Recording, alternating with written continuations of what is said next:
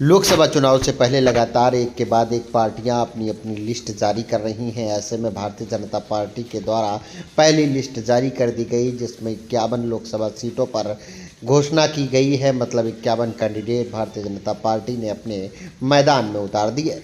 ऐसे में अगर बात की जाए भारतीय जनता पार्टी के सांसद वरुण गांधी की और पीलीभीत लोकसभा सीट की, माना जा रहा है कि 51 वो सीटें हैं जिन पर भारतीय जनता पार्टी के सांसद फिक्स थे और उन पर कोई भी विवाद नहीं था, इन पर कोई भी संशय नहीं था।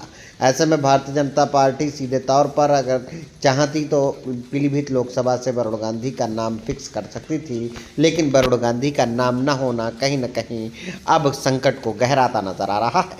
आपको बता दें, कहीं न कहीं ये माना जा रहा है कि पीलीभीत सीट पर कोई अन्य चेहरा भी आ सकता है, क्योंकि वरुण गांधी का नाम पहले लिस्ट में नहीं था। मिली जानकारी के अनुसार लगातार वरुण गांधी अपनी ही पार्टी के खिलाफ बगावती तेवर अपनाते रहे, अपनी ही पार्टी को निशाने पर लेते रहे। कहीं केंद्र सरकार तो कहीं राज्य सरकार उनके निशाने पर रही। किसानों के मामले में हो, बेरोजगारी के मामले में हो, या केंद्र या राज्य सरकार की योजनाओं के बारे में लगातार वरुण गांधी अपनी ही पार्टी को निशाना पर लाते रहे हैं। ऐसे में माना जा रहा है कि इस बार भारतीय जनता पार्टी पीलीभीत से कोई दूसरा नेता या दूसरा चेहरा ढूंढ सकती है।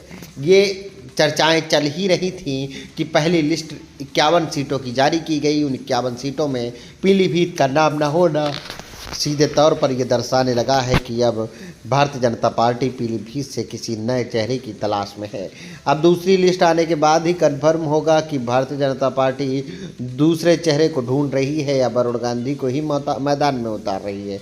लेकिन उससे पहले सीधे सीधे संकट गहराता नजर आ रहा है और चर्चा का बाजार भी गर्म है। तो वहीं पीलीभीत से लोकसभा सीट की दावेदारी करने वाले चेहरों के भी चेहरे खिले उठे हैं, क्योंकि उनको लगता है अभी उनकी उम्मीद जगी हुई है।